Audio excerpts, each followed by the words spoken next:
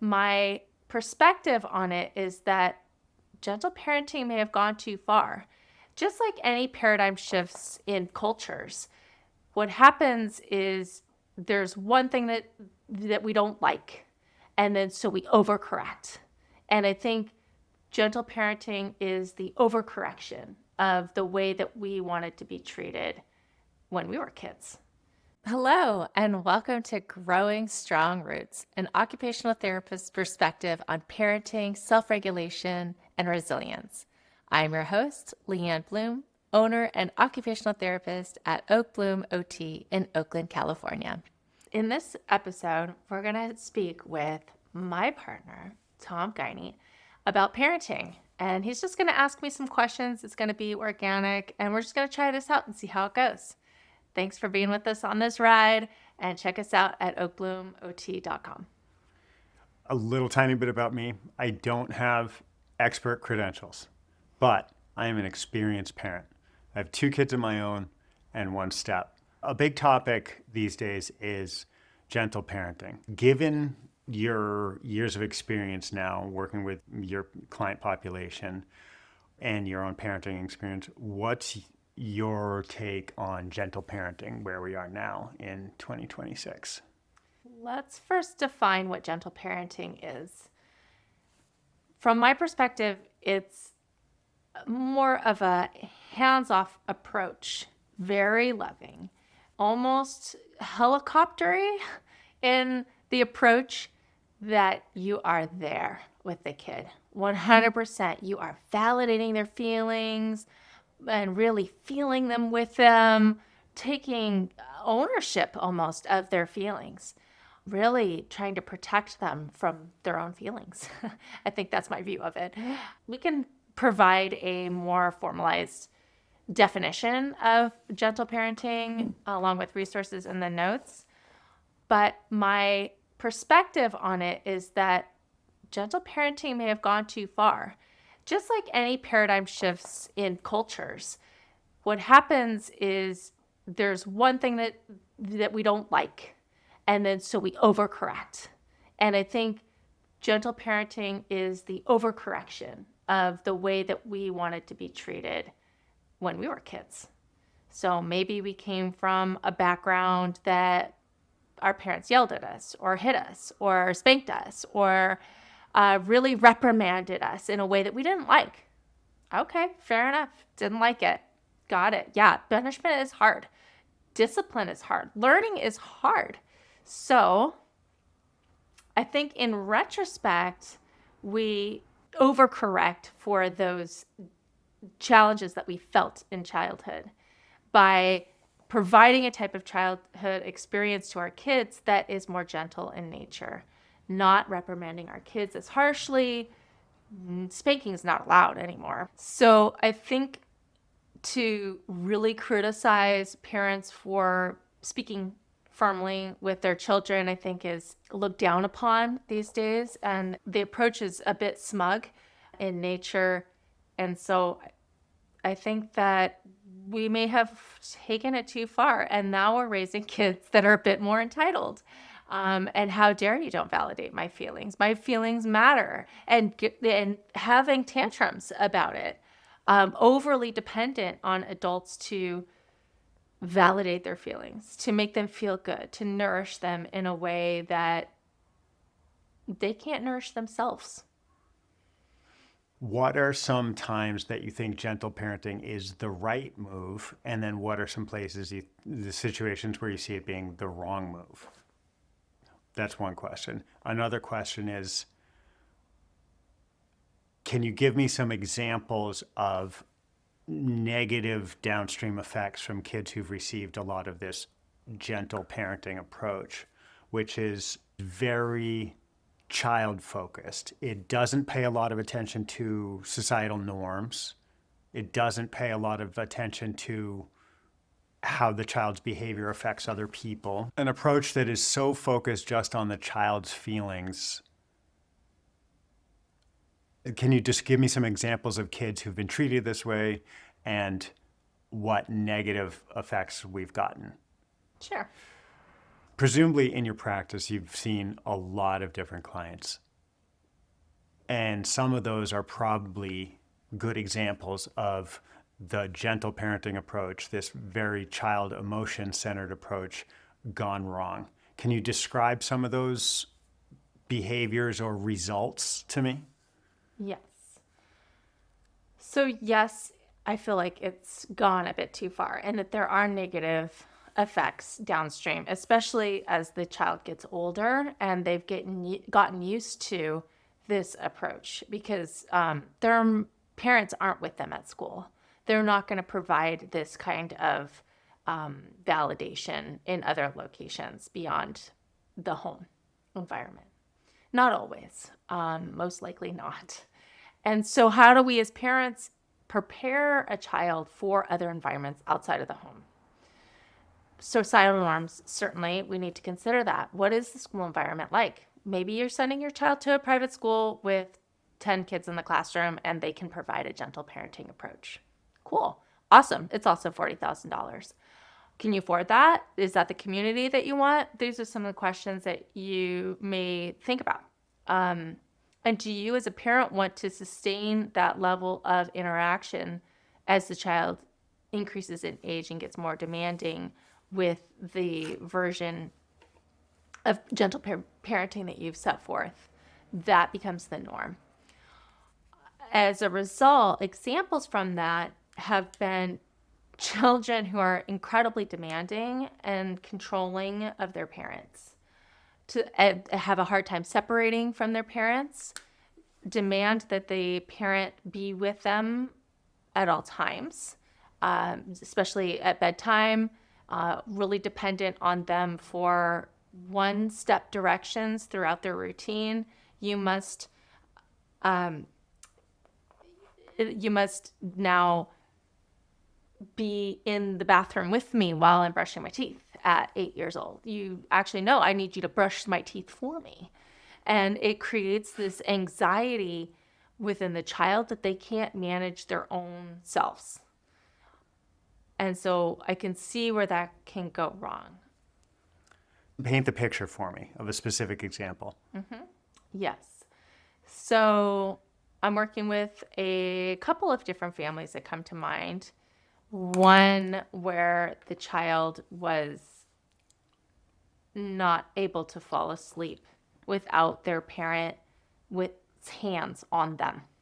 And when they would take their hands off of them to go to sleep, the child would have an extreme reaction to it and cry and bang their head against the crib, and at one point crawled up out of the crib and fell on the floor to try to get the parents to come back if they had left the room.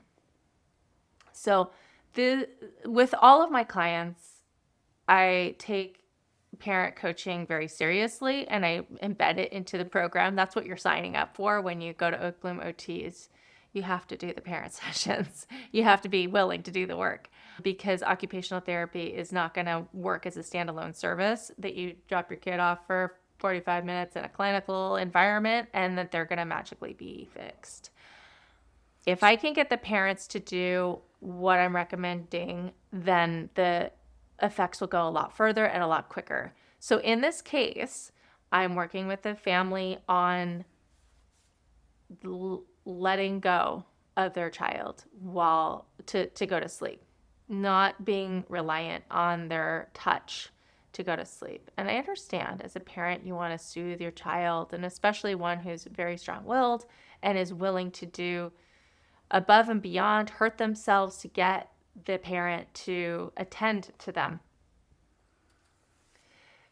So if, let's just say I'm a parent who I've read all these books that tell me this is the right way to do it. My first step is to sit with the child when they're freaking out or having some kind of behavior.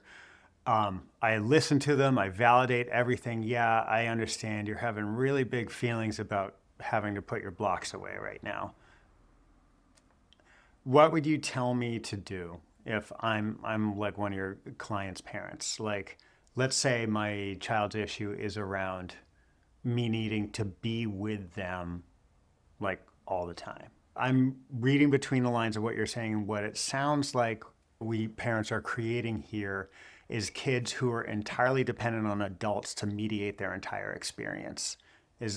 Would you agree with that sort of assessment of it? I think Like that a that could happen in dependent. extreme cases. I don't think that's the norm. I think that that is especially could be at risk for that when you have a child with an undiagnosed challenge or a diagnosed challenge of behavioral, if they're having some behavior associated with it. These kind of strong-willed kids that often I work with often have diagnoses of ASD, autism spectrum disorder, ADHD, attention deficit disorder, and those are emotional regulation challenges in their diagnoses. And so we're especially at risk with those kids. And I wouldn't say mediate every single experience because I do believe in brain plasticity. I do believe that children can change, and especially given the right environment and the right firm and loving approach, then you can get away from having every interaction mediated by an adult. So this client of yours who needed to have their parents in the bathroom with them, and you said put their hands on them for them to be able to fall asleep. What steps would you give me to do? Well, there was two examples. There was the one where they were in the bathroom and they were brushing their teeth for them at 8 years old. And then there was another where it was a 2-year-old child where they were in the bedroom where the parent needed to be in the bedroom with their hands on them to go to sleep. And that, which by the way, would take an hour to an hour and a half of the parent like trying to slowly go away, and then the child getting upset, and then the parent coming back, and then the whole thing starts all over again. And that would happen multiple times. And then again, it would happen at 2:00 in the morning, and then again at 4:00 in the morning, and then again at 5:00 in the morning. So this family was not sleeping. So the approach in that situation, how do you manage that behavior, I think is what you're asking. Yeah, if I'm the dad of the kid, What would I say yeah, to that family? he needs my hands on him to fall asleep for an hour to an hour and a half, often several times a night. What are you telling me to do? So I would say, let's really think about and track the behavior and what we're actually dealing with. Okay, is it an hour and a half? How often does that happen? Is it every single night? What are some of the instances where it's worse? What are the instances that are better? So we need to have more information, more data to track and understand what's going on with why the child is requesting such an intense level of interaction. Then I would, with the sleep training thing, I really like this. I think it's called Ferber chair method. And this works especially well of neurodivergent children because they don't respond necessarily to the same approaches that neurotypical children do, especially around sleep training, where you can just put them to bed and they can cry it out for 20 minutes and that's it. These kids are intense that I work with. They're outside of the norm of what is normal, right? That's why they're here. So they may be screaming, crying for an hour, 2 hours. They may be drawing blood from them banging their head on the crib, having self-injurious behavior, hitting themselves, all kinds of things that we see. So it's extremely difficult for a parent. So let's keep that in mind when we're talking about, oh my goodness, of course we would want to be there for our child who's having this level of intensity. So in this particular situation, I was recommending this Ferber chair method where they just take a chair and at first it's just there and maybe their hand is on the child. Take the data. Okay, it takes an hour and a half tonight to go to sleep. Tomorrow night, we're going to do an hour and 20 minutes.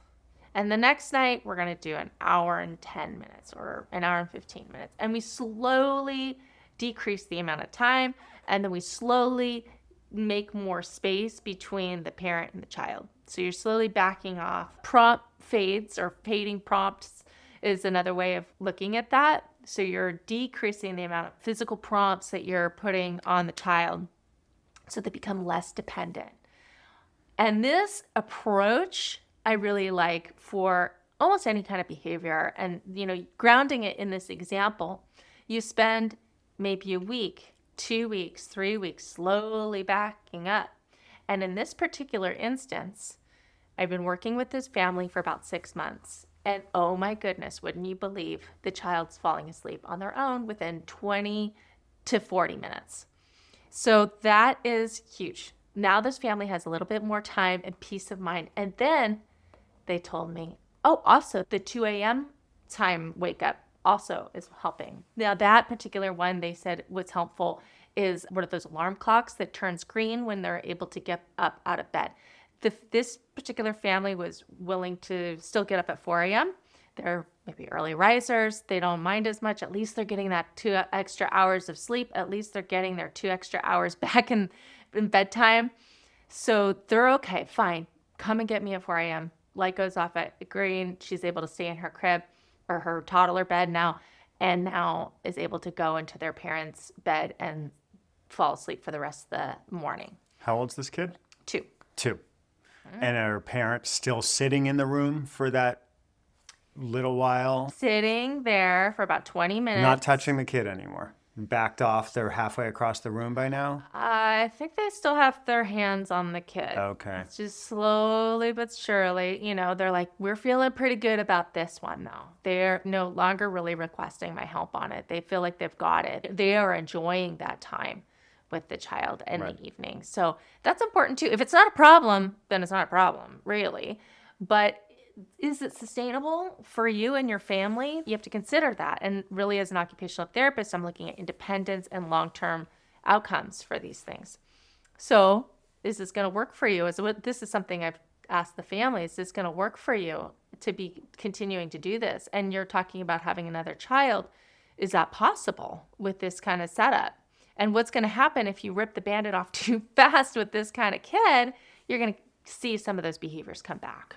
So pulling it back to the topic of gentle parenting, is it the fault of the approach, or is it just this kid as a whole special situation? I think what happens here is the child starts ruling the roost, right? And I think a lot of it is a dynamic. It's a family dynamic that happens, and the child is spirited, intense, whatever, has various underlying things going on, and that creates this dynamic. I don't want to say it's anybody's fault, actually. I think that we look at these things as it's part of our culture, and we want to do the right thing as parents. And we hear about Dr. Becky Kennedy. We go on Instagram and we find like what's going on in our culture for how we're raising kids. Because you know what? I never took a parenting class before I had kids. I didn't know what I was doing. And I'm a professional and I still had challenges with raising a child. Parents aren't at fault here. I think what happens is a power dynamic starts playing out, and then the child starts taking control of the situation and to their benefit in the short term, but in the long term, it's not to their benefit.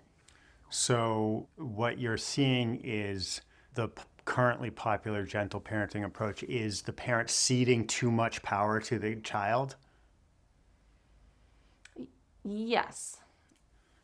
Letting the child rule the roost in your terms, that the whole household is orbiting around what this child says they need. But I come from maybe a slightly different school of thought. I have a definitely more hierarchical view of family structure. Like, we're the adults. We know stuff. Our job is to teach them. And yeah, they've got feelings about it. But also, that's too bad sometimes. Like, I don't know. I was a relatively typical developer myself when I was a little kid. And my kids are typical enough in a big middle hump of the bell curve. So that approach worked. Just like sometimes the answer is just no. And I know you're upset, but you're going to learn to cope with being upset. That's the thing that my beef with gentle parenting, I feel like it easily translates over into helicoptering, which, if you ask me, works against our central job as parents, which is to help kids grow up and become independent. Like if we do everything for them and we mediate all their experiences for them, especially their emotional experiences, how are they supposed to cope when they move out? I mean, they are going to move out. That's the plan eventually. Well, I think as parents, we're often guilty of seeing kids younger than they are because that's the way that we first see them, right? They're babies, they're infants, they are dependent on us. Call them the benevolent dictators. They dictate everything that we do. You need food? Okay, I got it. We need diaper change? I got it. You wanted some tummy time? I got it. You are the resource for this child for the first year, minimum. Like 100% of their needs are dependent on the parent or the caregiver. And so we get a little bit stuck as parents seeing our kids as infants. And you know what? Developmentally, they do get older. And even with ADHD, autism, what have you, even developmental delays that are profound, kids that have failure to thrive and things like this. I've worked with a variety of types of diagnoses and types of children and developmental challenges and needs and various things like this. And children do mature. And it's hard for a parent to always have that lens that their little baby is no longer a baby. So I think that's a little bit where we get stuck as parents. Right. Stuck thinking of the kid as several years younger than they are and treating them as less capable than they are. My experience has totally been that kids rise to the level of expectation that you put on them. Like you ask more of them and they actually do more. Maybe not always, maybe not in your neuroatypical population, but even with them, I mean, we've got a atypical developer in our household, or neuroatypical kid. And my interactions with him have mostly been setting a much higher bar than he was used to. And he didn't like it. He did not like it. It was hard it on was the not fun. parents. It was Let's not fun. Be clear about what the parent is experiencing and what they can handle. Because I think what happens is that it's too much for a parent to deal with. It's much easier to just get them the snack, to give them the iPad, to just sit in their room for an hour, just brush their teeth for them, tell them what to do every step of the way. That's all easier than dealing with a knockdown, drag out, blow up, meltdown. Yeah, and I've gone through some of those around here, and you know where we are now? It's working. He has risen to the expectations that I put on him. I'm so proud. That's why we're here. That I feel like this is a success story, and this is something that we are looking at for other children too. We have this lived experience every single day where we're working with a neuroatypical child, and I've known him for 12 years, and it's always been a struggle. And things that are just beyond the scope of his comfort are still a struggle, and it takes him a minute to kind of understand and get used to an idea that it's outside of his comfort zone. He'll have his frustration around it, but as a parent, you learn to armor up on it, learn that this is who this kid is. He's just a bit like that. He was also the kid who was in the crib demanding our attention. Thank goodness he was a good sleeper, but there was a lot of demands being placed on me. And as a new parent, you just, oh my God, you meet them because you're just like, oh, really? He really needs this. You don't know what you don't know. And so, and telling you, that's why we're doing this podcast, is so that we can share these strategies with other parents out there that are struggling, that are in it, they're in the thick of it. And they may not have the resources to reach out to Oak Bloom OT and get occupational therapy. trying to make this a little bit more accessible to a broader audience so that parents can have more skills to parent. And sounds like one of those things might be learning to distinguish between what the kid needs and what the kid wants. That sounds like one thing you're saying. And also keep in mind that the kid is always growing, always getting better, always developing. And so it's on us to keep up with the fact that they're actually capable of more. And my vote is to don't bring the expectations down. You just have to weather the storm for the kid to reach that expectation. How do you recommend we proceed as parents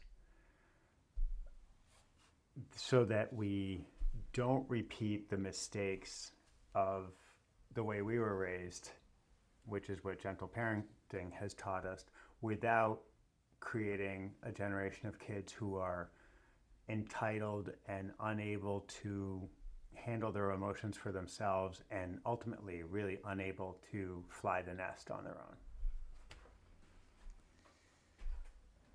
Where do you see the line? Yeah. Like I said at the beginning, gentle parenting is something that is an overcorrection for the way that we were parented as kids. And I think a bit of that comes from the kids are pushing our buttons. They're getting bolder in their choices for how to react to parenting. And part of that is because we've been so gentle with them.